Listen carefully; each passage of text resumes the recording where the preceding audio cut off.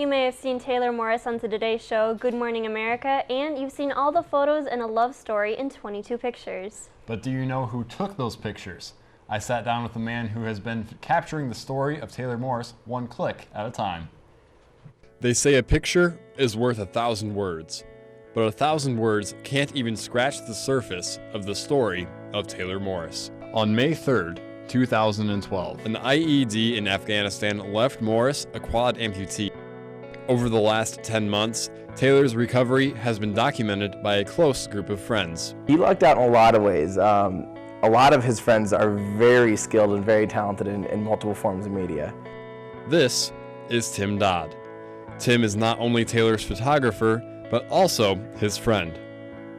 The two met detasseling 9 years ago and have been close friends ever since.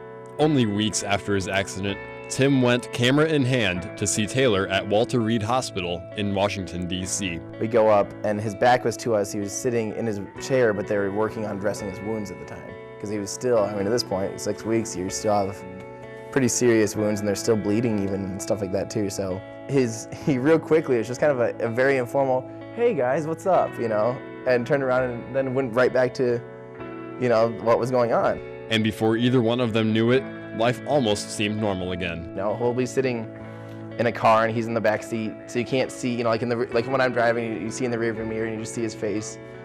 You totally 100% forget about everything. We've done a couple road trips now already, and you just totally forget. And I think he totally forgets, and we just sit there and we laugh, and it's the same thing as always, and it's really cool to see that attitude, and nothing has really changed. All of these pictures tell the story of Taylor Morris.